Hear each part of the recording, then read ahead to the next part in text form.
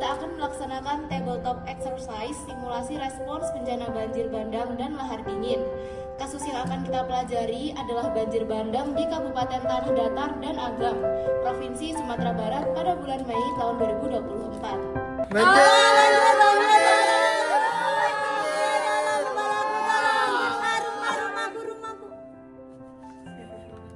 Gunung Merapi aktif dengan material vulkanik seperti abu, batu-batu, dan juga puing menumpuk di lereng, sungai, sampai ke hulu.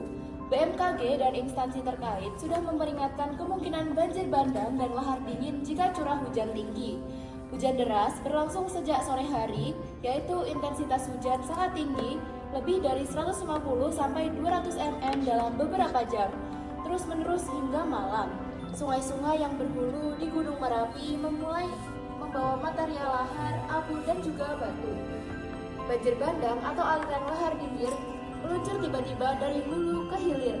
Debit air dan juga material besar menyapu pemukiman sepanjang sungai, menimbun rumah, merusak infrastruktur seperti jembatan, jalan, dan juga memutus akses. Korban mulai dilaporkan, banyak yang hilang, terdorong terbawa aliran material.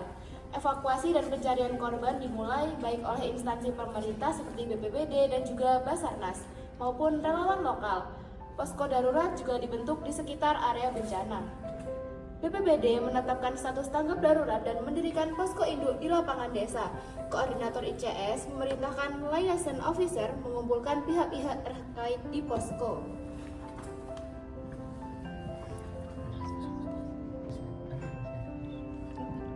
Mohon perhatiannya ya untuk seluruh tim.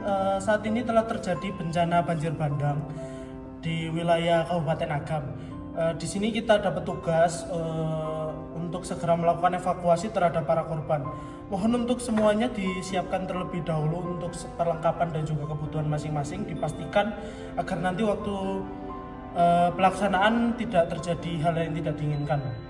Mungkin kita bisa berdoa dulu ya, berdoa terlebih dahulu agar dilancarkan dalam pelaksanaannya nanti. Gubernur bersama TNI, Polri, Basarnas, PMI, dan relawan melakukan evakuasi menggunakan perahu karet.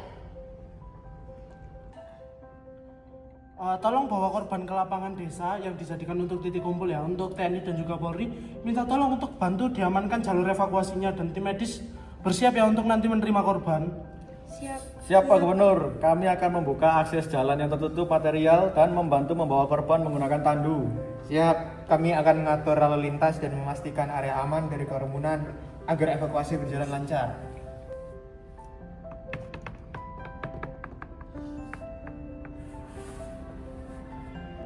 Baik, untuk tim medis nanti kita bagi ya. Untuk EMT 1 nanti akan dipimpin oleh Dr. Yude, EMT 2 akan dipimpin oleh Mbak Iren, dan tim triase tolong nanti Mbak Ila dan juga Amelia untuk memimpinnya. Untuk tim RHA nanti Mbak Amel tolong dipimpin ya. Nanti saya akan tetap mengkoordinasikan untuk jalannya operasi agar semuanya berjalan lancar. Baik, EMT 1 siap melakukan penanganan medis awal di posko kesehatan darurat. Kami akan fokus pada korban luka ringan hingga sedang. Saya membantu Wulan terutama untuk stabilisasi korban dengan luka terbuka dan pencegahan infeksi. Baik, kita prioritaskan korban dengan kondisi mengancam nyawa. Segera lakukan resusitasi dan rujuk jika memungkinkan. MT2, silahkan cover area pengungsian lebih jauh ya. MT2 siap, kami akan menyisir lokasi pengungsian baru untuk memantau kesehatan umum pengungsi, terutama anak-anak dan lansia.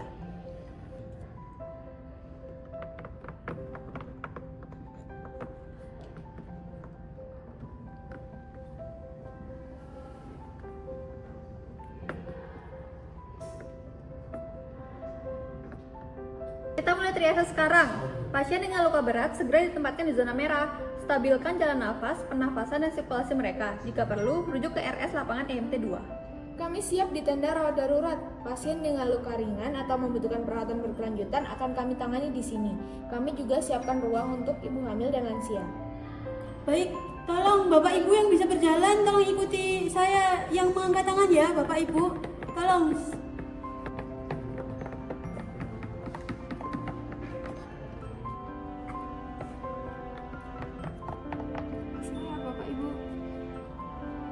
Mari Bapak Ibu masuk. Bu, permisi. Baik, ibu mengalami patah tulang ringan ya. Bisa mengikuti saya? Oh baik, ini saya tuntun. Nih korban ini mengalami patah tulang ringan. Baik. Masuk kategori kuning, dok. Permisi, Pak. Oh, dia pasien tidak merespon. Saya buka jalan nafasnya. Oh, sudah bisa bernafas. Permisi, ini pasien mengalami merah, pas tidak bernafas. Perdarahan Di femur, dok. Tolong distabilkan ya. Baik. Pak. Bu. Wah, tidak merespon. Ya tidak berespon, berarti ini hitam. Mari kita isi hilang, tandu mari kita- saja. Baik. Ayo mari kita tandu. Baik. Masih ada satu. Masih ada satu lagi. Mari kita cek. Pak. Oh, tidak merespon. Mari kita tandu.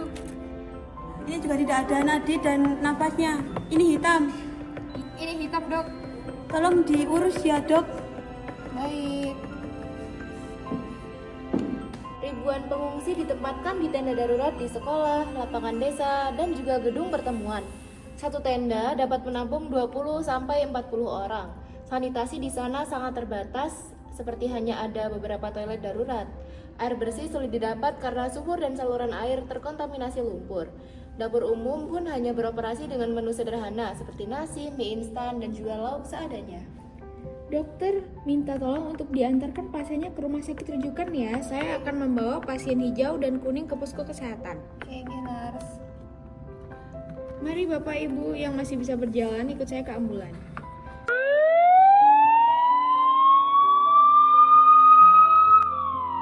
Baik, Bapak dan Ibu, di sini saya akan memberikan edukasi ya. Mari kita semua menjaga kebersihan tangan sebelum makan. Jangan buang sampah sembarangan karena bisa memicu diare dan penyakit kulit. Bagi yang memiliki obat rutin bisa segera lapor di posko kesehatan agar bisa kami datang. Kami akan patroli secara bergantian di sekitar tenda pengungsian untuk menjaga keamanan dan mencegah hal-hal yang tidak diinginkan. Di posko kesehatan darurat, banyak pasien dengan penyakit kronis kehilangan akses obat.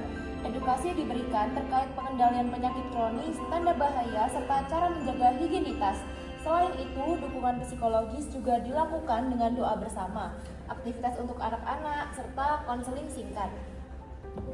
Baik, Bapak-bapak, Ibu-ibu, di sini kita akan melakukan sesi edukasi seperti yang sudah dijelaskan sebelumnya. Bagi yang punya penyakit kronis seperti diabetes, hipertensi, atau asma, tetap jaga pola makan dan minum obat bila tersedia. Serta jangan lupa kenali tanda bahaya seperti lemas berlebihan, sesak napas, atau sakit kepala berat. Jika muncul tanda bahaya seperti itu, segera datang ke posko. Ingat juga untuk rebus air minum dan cuci tangan sebelum makan. Dan selain menjaga kesehatan fisik, jangan lupa jaga kesehatan pikiran dan perasaan ya Bapak Ibu. Wajar bila merasa cemas atau sedih dalam situasi ini. Jadi coba atur nafas perlahan, saling memberi semangat dengan keluarga atau tetangganya, dan gunakan waktu untuk berdoa dan melakukan aktivitas yang menenangkan.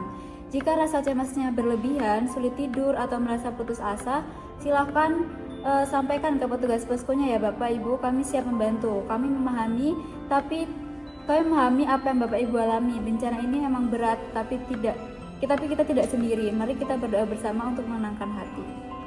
Tim RHA melakukan asesmen lapangan atas arahan dari Gubernur sebagai ketua tim.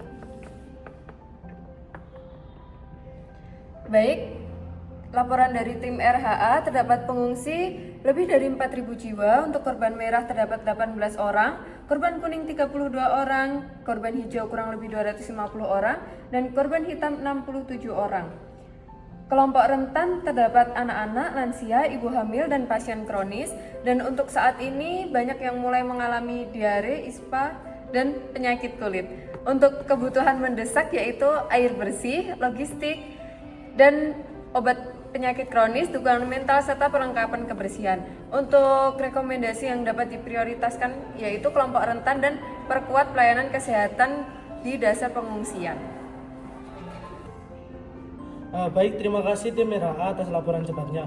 Kita akan prioritaskan ya untuk air bersih, obat-obatan untuk penyakit kronis, dan juga dukungan untuk kelompok rentan. Untuk nanti TNI dan Polri-nya minta tolong ya disuruh untuk bantu mendistribusikan logistik, dan tim kesehatannya minta tolong untuk diperkuat layanan dasarnya. Setelah 24 jam penilaian dari tim RHA, jumlah korban mulai terdata lebih jelas. Kebutuhan bantuan telah terdata, bantuan logistik juga berdatangan. Di Posko Induk, pimpinan gubernur sebagai insiden commander, yaitu memimpin koordinasi antar sektor. Seperti yang pertama ada sektor operasi seperti TNI atau Polri, tim SAR, dan juga tim medis. Sektor logistik, distribusi makanan, air bersih dan juga obat. Sektor perencanaan, yaitu pendataan pengungsi dan juga kebutuhan lanjutan. Sektor keamanan seperti Polri dan Satpol PP. Sektor layanan kesehatan, yaitu EMT, bidan, perawat, dan juga relawan. Baik, kami siap mengatur lalu lintas bantuan dan menjaga keamanan distribusi logistik agar tidak terjadi keributan di posko. Untuk kami akan bantu membangun jembatan darurat dan membersihkan material di jalan utama untuk mendukung distribusi air bersih. Baik, minta tolong ya untuk koordinasi lintas sektor berjalannya untuk semua pihak harus terus berkomunikasi agar tidak terjadi nanti miskomunikasi dan tumbang tindih tugas ya. Siap. Setelah 1 minggu berlalu, sebagian warga kembali membersihkan ke rumah masing-masing. Tetapi banyak yang masih bertahan di tenda karena rumahnya rusak parah. Minta tolong ya untuk semua sektor harus bersinergi pada masa pemulihan ini. Masa pemulihan ini adalah tahap yang paling krusial. Nah, mari kita pastikan bersama-sama agar masyarakat bisa kembali bangkit seperti keadaan semula.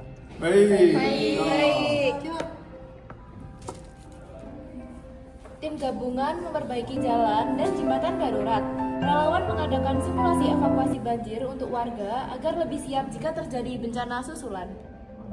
Masa tanggap darurat berlanjut ke pemulihan awal. Dalam fase ini, selain fokus pada perawatan kesehatan, perawat juga berperan penting dalam rehabilitasi lingkungan, dukungan psikososial, edukasi kesiapsiagaan, hingga memfasilitasi transisi masyarakat dari tenda ke rumah mereka.